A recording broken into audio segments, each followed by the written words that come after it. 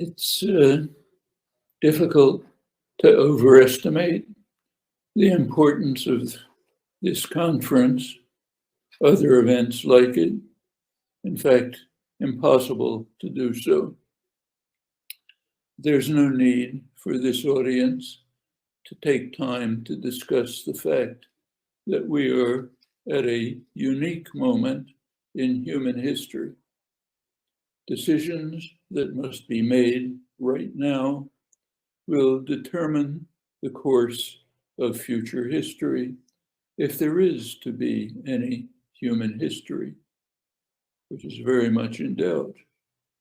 There is a narrow window in which we must implement measures to avert cataclysmic destruction of the environment, measures that are quite feasible, as shown in your invaluable work and that of others.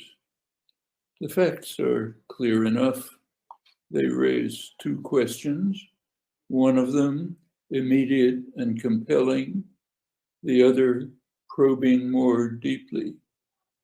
I'll return to the latter after a few words on the immediate crisis, which is severe.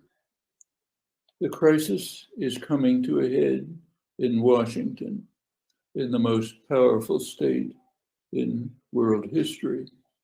What happens in Washington now will determine the fate of the world for reasons too obvious to review. What is happening right now in Washington should cause profound concern. It's not secret. Some of it was exposed in the lead article in the New York Times last Sunday. I probably saw it. Fine report by energy environment correspondent Carol Davenport.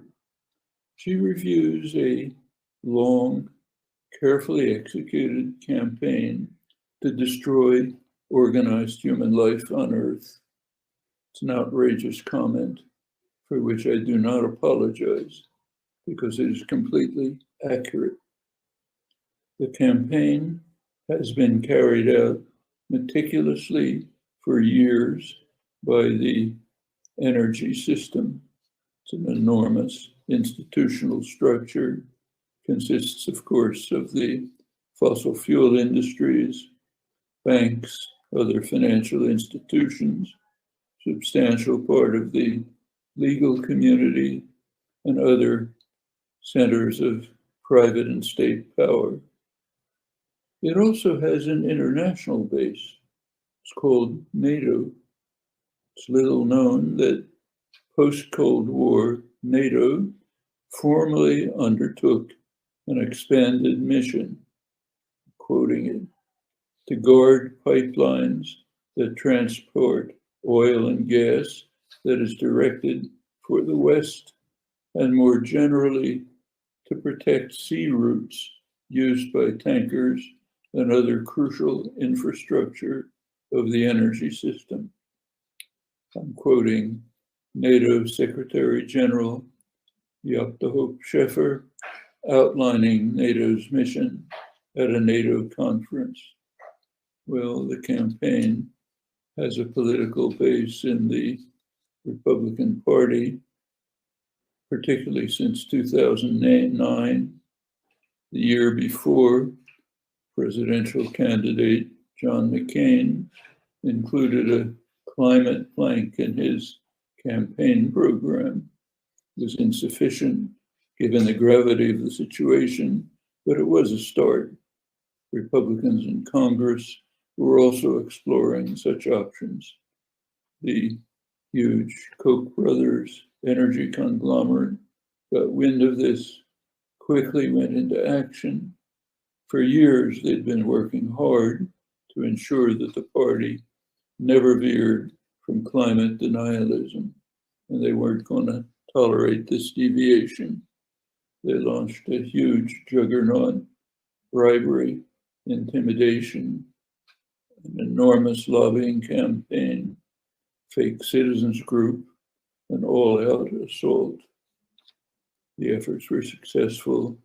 You know the consequences. I don't have to run through them. With this in mind, let's return to Washington today and Davenport's column on Sunday, reviewing the long and carefully planned campaign of the energy system and its ramified associates, now reaching consummation. The Supreme Court, now properly reactionary, is about to consider a case which, if approved, will constitute a major step towards preventing the government from enacting measures to restrict the use of fossil fuels or to limit the effects of environmental destruction. If approved, it will also serve as a precedent for others that are winding their way through the legal system, relying on a variety of intricate artifices designed by the high-priced law firms that are making their own crucial contributions to the project of destroying organized life on Earth. Note again the extremism of this charge, which is mitigated by the fact that it's plain truth. Campaign has received a shot in the arm from the increase in gasoline prices, the major contributor to inflation accelerated by Putin's criminal invasion of Ukraine. The euphoria in the executive offices of the fossil fuel companies is matched only by what you see in the offices of the weapons producers. They no longer have to face the annoyance of fending off environmental activists. They're now praised for pouring poisons into the atmosphere and urged to do more, accelerating the march to destruction. In a sane world, the reaction would be different. We would seize the opportunity to move much more rapidly to sustainable energy and save coming generations from a miserable fate. The temporary problem of inflation, severe indeed, can be overcome for those who are suffering from it by fiscal measures and more beyond. So options, for example, include turning the fossil fuel producers into a public utility.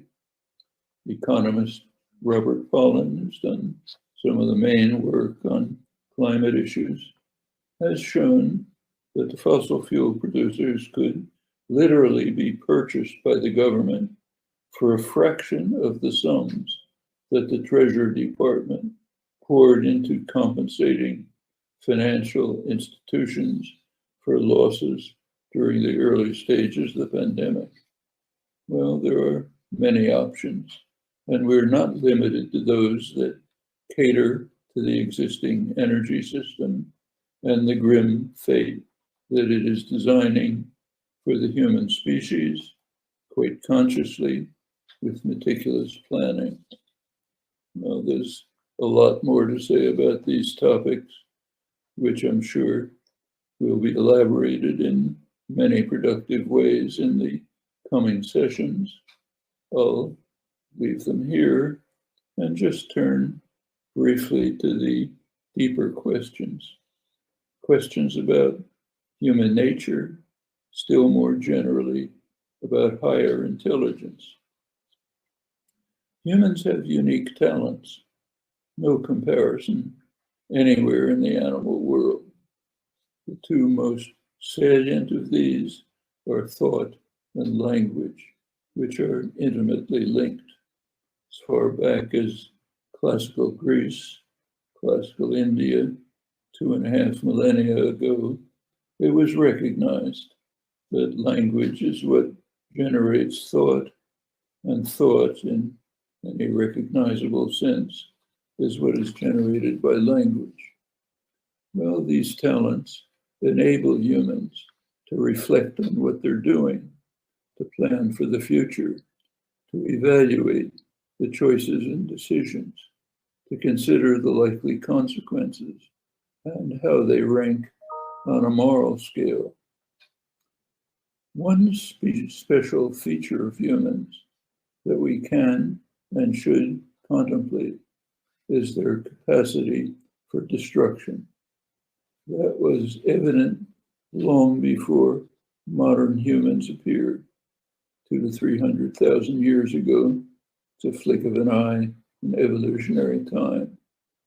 One indication of the capacity of proto-humans for destruction is the steady decline in the weight of mammals as the larger ones were eliminated by more talented killers.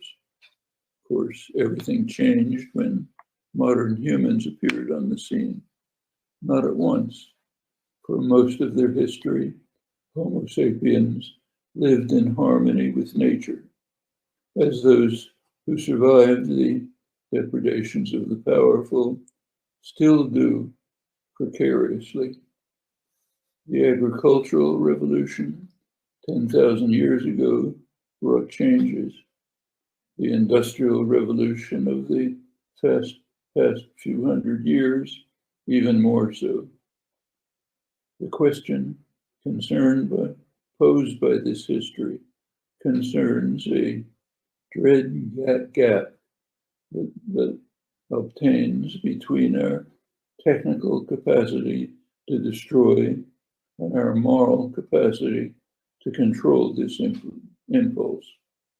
That question burst into public consciousness on August 6, 1945, a date that no one my age is likely to forget. I certainly don't. That day taught two stark lessons. First, human capacity had reached the level where it could destroy everything.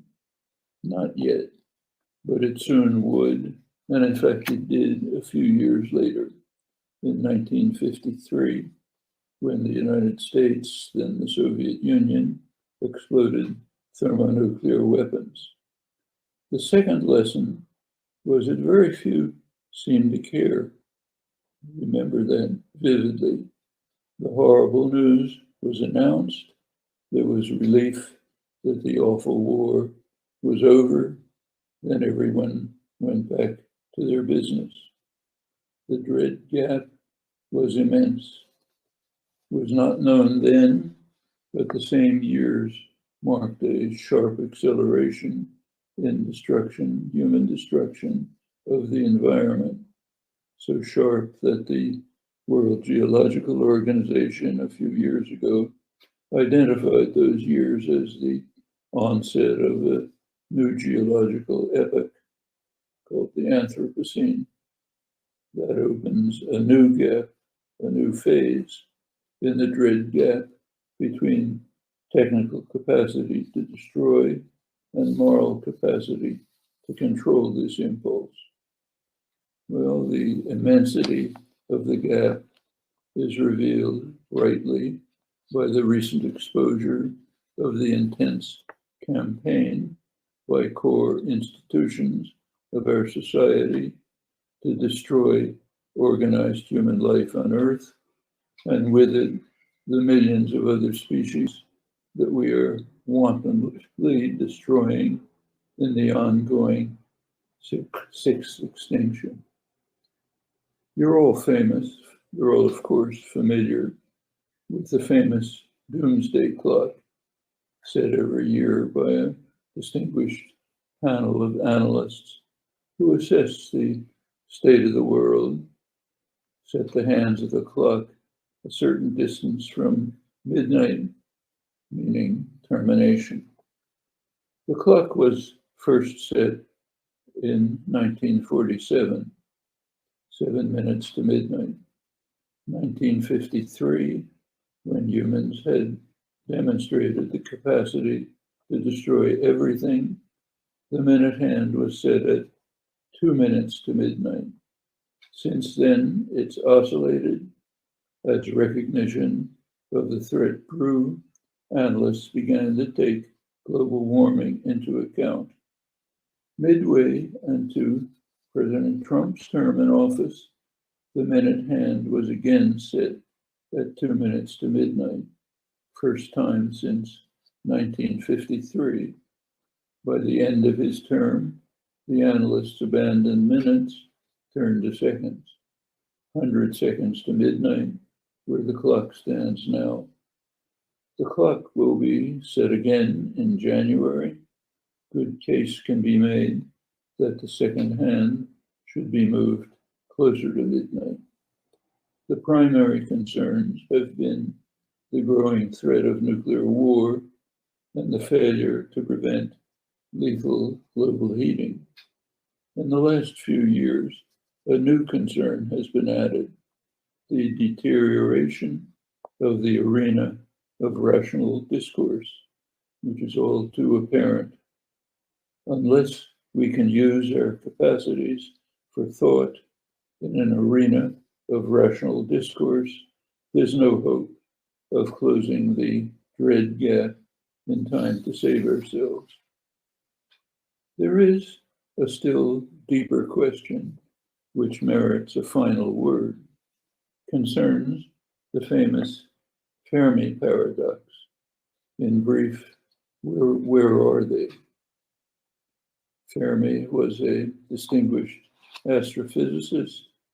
He knew that there are a huge number of planets that have the conditions to sustain life, to lead to higher intelligence, and that are within the reach of advanced human communication. But with the most assiduous search, we can find no trace of their existence. So where are they? Well, one response that has been seriously proposed and cannot be dismissed is that higher intelligence has developed innumerable times, but has proven to be lethal. It discovered the means for self-annihilation, but did not develop the moral capacity to prevent it. Perhaps that's even an inherent feature of what we call higher intelligence. Well, we are now engaged in an experiment to determine whether this grim principle holds of modern humans. There's not much time to find the answer, or more precisely, to determine the answer, as we will do one way or another. That cannot be avoided. One way or another, we will determine the answer. Or more accurately, you will determine the answer. Like it or not, fate has placed the current generation in a position where it will determine whether we march on to disaster or whether the human species and much other life on Earth can be saved from a terrible, indescribable fate. The means are available. You're in the lead in developing them and demonstrating how they can be implemented. It's an incredible challenge. There's been nothing like it in human history, which will proceed to an inglorious end unless you can lead the way to facing and overcoming the challenges that lie before us. Thank you.